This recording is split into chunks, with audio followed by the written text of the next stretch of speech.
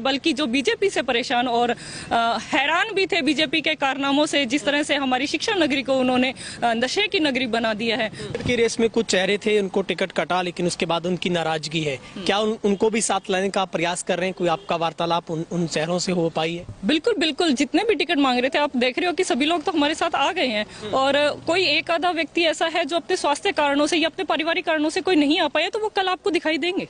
ये हमारे जो विधायक जी थे, उन्होंने तो कोई मुद्दा उठाया ही नहीं 5 साल में। उनको तो जब भी कोई जाता था तो एक ही बात थी उनके पास, जी ऊपर हमारी सरकार नहीं है। तो सर, लेकिन हकीकत ये थी कि उन्होंने तो कोई मुद्दा उठाया ही नहीं। उनका मुख्य मुद्दा था नफरत फैलाना, नशे का व्यापार करना, गुंडागर्दी करना, जो कि सब लोगों के सामने, कोई हम नहीं कह रहे हैं, जो आम जो सच में तो, क्योंकि उन्होंने देखो, विधायक जी ने पहले बोला था मैं पानी की समस्या के लिए लड़ूंगा, मैं आपके हक के लिए लड़ूंगा, मैं फसलों के लिए लड़ूंगा, दफ्तर खुलवाने की बात हुई थी। तो उन्होंने ना तो 5 साल में कभी भी पानी की समस्या उठाई, ना वो हम लोग किसान आंदोलन के दौरान हमने डंडे भी खाए। हम उस टाइम बॉर्डर पे भी थे जब हमारे साथ बहुत अत्याचार हुआ था, यहाँ भी हम नगराना टोल नाके पे बैठे थे। तो एक भी दिन हमारे विधायक जी ने आकर के हमसे ये नहीं पूछा कि आपका क्या है, या उन्होंने सरकार के समक्ष एक बार भी ये पत्र लिख करके नहीं कहा कि हमारे किसान भाई बहुत परेशान है।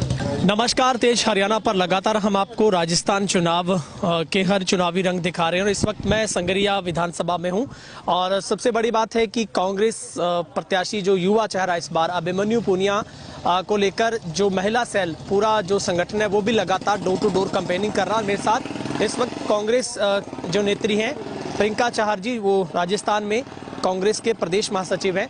मैडम, सबसे पहले आपका तेज हरियाणा पर बहुत बहुत स्वागत है। धन्यवाद जी। मैडम, कैसा चल रहा है आपका डोर टू डोर का अभियान? किस तरीके का रिस्पांस आपको घरों से मिल रहा है? नहीं, हमें देखो रिस्पांस बहुत अच्छा मिल रहा है। हम काफ़ी दिनों से, जब से हमें टिकट मिली, हम डोर टू डोर जा रहे हैं। सभी महिलाएं भी जा रही हैं, सभी पुरुष भी जा रहे हैं। तो रिस्पांस इतना अच्छा मिल रहा है कि सब लोगों की एक ही आवाज़ है, जी कमल को हमें नहीं लेके आना इस बार। पिछले 10 सालों में संगरिया की जनता बीजेपी से इतनी परेशान हो चुकी है कि सब लोग, जब भी हम कहीं भी जाते हैं किसी भी वार्ड में, घर में, तो लोग ऐसे स्वागत करते हैं कि जैसे बहुत जन्मों के बिछड़े हुए भाई मिलते हैं। तो लोगों का रिस्पांस यहाँ पे बहुत अच्छा आ रहा है। जैसे कि आपको पता है कि जब राज्य स्तर पे कांग्रेस की गवर्नमेंट आ रही है, तो लोगों का एक ही है कि यहाँ से भी कांग्रेस पार्टी को अभिमन्यु पुनिया को जिता करके भेजना है। अभी मैडम, ये कहना बड़ा आसान होता है कि आप ऐसी कौन सी गारंटी लेकर लोगों को गारंटी दे रहे हैं कि अगर आपका कैंडिडेट जीतता है तो हम ये करेंगे, लेकिन आपने ऑलरेडी 7 गारंटी हाथ में ले रखी है। क्या गारंटी है? क्या आपकी बातचीत महिलाओं से होती है? आप ये गारंटी कार्ड उनको थमा देते हैं?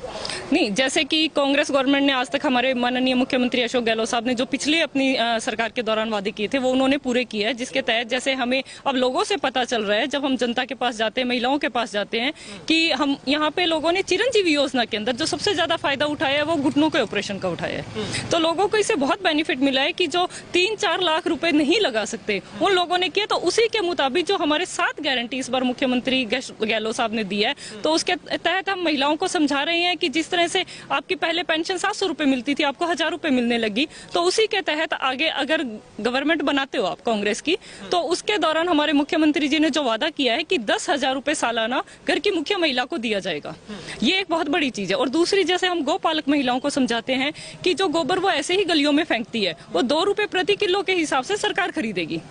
और जो स्वास्थ्य बीमा योजना के तहत उसको भी बढ़ा दिया जाएगा। गोपालकों को जो बीमा योजना दी जा रही है कि जैसे अभी पीछे लंपिंग स्किन के अंदर जब हमारी गायों को बहुत ज्यादा मौत हुई थी, तो हमारे जो गरीब भाई हैं, किसान भाई है, जो गोपालक है, तो उनको 40,000 रुपए प्रति गाय के हिसाब से उनको दिया गया। आज तक किसी भी गवर्नमेंट ने ऐसे काम नहीं किया। तो यही चीजें हम महिलाओं को समझा रहे हैं, उनका बहुत अच्छा रुझान आ रहा है। अभी प्रियंका जी, इस बार कांग्रेस ने यहाँ से एक युवा चेहरे को कमान दी है, उनको प्रत्याशी बनाया है।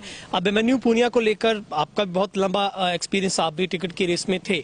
कैसा लगता है, कितना बड़ा उनके साथ यहाँ का हजूम और एक जो ऊर्जा है उनके साथ, वो भी ऊर्जा से उत्प्रोत एक युवा है, कैसी उम्मीदें लगती हैं आपको उस चेहरे से? देखिए, अभिमन्यु को मैं पिछले 6-7 साल से जानती हूँ। हाँ, हालांकि सब लोग जो टिकट मांग रहे थे, पर एक जो सबसे बड़ा हम तो धन्यवाद करते हैं राहुल गांधी जी का, जैसे कि इस क्षेत्र की जनता की जो आवाज थी उसको सुन करके एक युवा को और एक नए चेहरे को और एक शिक्षित युवा को उन्होंने मौका दिया है। तो सभी लोग आज, हमारी जो कांग्रेस पिछले 5 सालों में हम मानते हैं कि संगरिया के अंदर बिखर चुकी थी, आज हमारी पूरी की पूरी कांग्रेस अभिमन्यु के साथ एक मंच पर उनके साथ कंधे से कंधा मिला करके खड़ी है। और लोगों को बहुत उम्मीद है और निश्चित तौर पर इस बार हम संगरिया से कांग्रेस पार्टी को जिता करके ही भेजेंगे। आप ये भी कहते हैं कि पिछले 10 सालों का बनवास आपको खत्म करना है, क्योंकि आप 10 साल से यहाँ पर संगरिया से आप सीट नहीं निकाल पाए हैं। दूसरा, आप कहते हैं कि इस बार ऐसा पहली मर्तबा है जब कांग्रेस एकजुट हो गई है। आपको लगता है कोई गुटबाजी तो नहीं है, और ये 10 साल का बनवास खत्म करने के लिए क्या स्ट्रेटजी आपके पास है? बिल्कुल, निश्चित रूप से हम इस बार 10 साल का वनवास खत्म करने जा रहे हैं, और हमारी कांग्रेस के अंदर आज के टाइम में कोई भी गुटबाजी नहीं है। हमारी सारी कांग्रेस आला कमान या हमारा संगरिया का जितना भी कांग्रेस का परिवार है वो सारा एकजुट हुआ है। बल्कि जो बीजेपी से परेशान और हैरान भी थे बीजेपी के कारनामों से, जिस तरह से हमारी शिक्षा नगरी को उन्होंने नशे की नगरी बना दिया है, तो हमारे सब लोग हमारे साथ जुड़ रहे हैं। हमारी कांग्रेस में निश्चित तौर पे आज के टाइम में कोई भी गुटबाजी नहीं है। प्रियंका जी, सबसे बड़ा क्या मुद्दा आपके चुनाव का संगरिया को लेकर है? जब आप डोर टू डोर जा रहे हैं, लोगों के घरों में जा रहे हैं, आप महिलाएं आपसे मिलती होंगी, क्या सबसे बड़ी समस्या क्या है इस इलाके की? देखिए, महिलाओं की जो सबसे बड़ी समस्या निकल के आ रही है वो नशा ही निकल के आ रही है, क्योंकि पिछले 10 सालों में इस नगरी को जो नशे की तरफ, जो चिट्टे की तरफ धकेल दिया गया है, बहुत सारी माओं ने अपने बच्चे खोए हैं।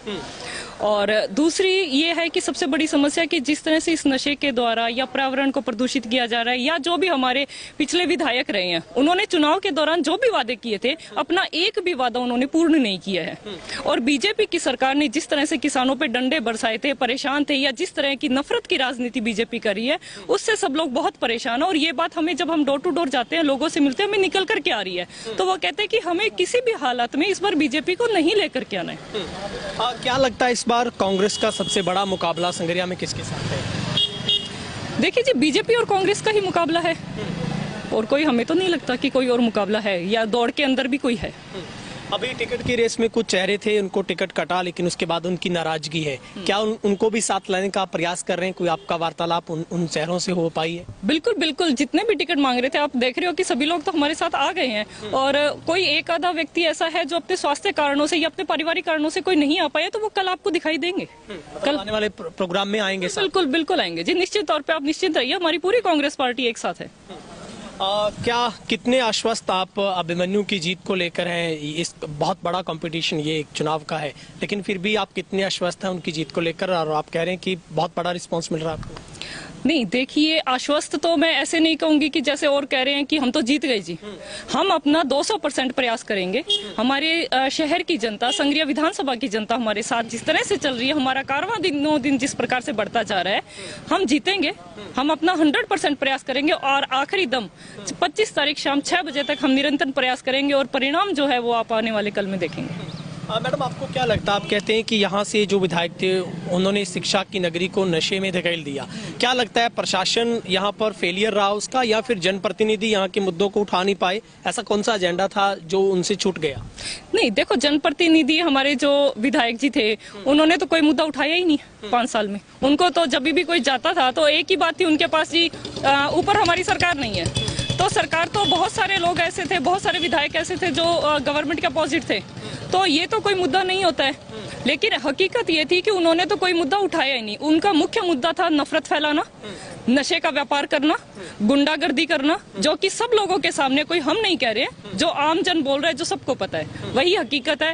तो सच में तो, क्योंकि उन्होंने, देखो, विधायक जी ने पहले बोला था मैं पानी की समस्या के लिए लड़ूंगा, मैं आपके हक के लिए लड़ूंगा, मैं फसलों के लिए लड़ूंगा, दफ्तर खुलवाने की बात हुई थी, तो उन्होंने ना तो 5 साल में कभी भी पानी की समस्या उठाई, ना वो हम लोग किसान आंदोलन के दौरान हमने डंडे भी खाए। हम उस टाइम बॉर्डर पे भी थे जब हमारे साथ बहुत अत्याचार हुआ था, यहाँ भी हम नगराना टोल नाके पे बैठे थे, तो एक भी दिन हमारे विधायक जी ने आकर के हमसे ये नहीं पूछा कि आपका क्या है, या उन्होंने सरकार के समक्ष एक बार भी ये पत्र लिख करके नहीं कहा कि हमारे किसान भाई बहुत परेशान है। तो वो जो किसानों के 750 किसानों को जो मारा गया था, उनके घरों परिवारों को जो बिखेर दिया गया था, अब उनका वो परिणाम भुगतना उनको पड़ेगा।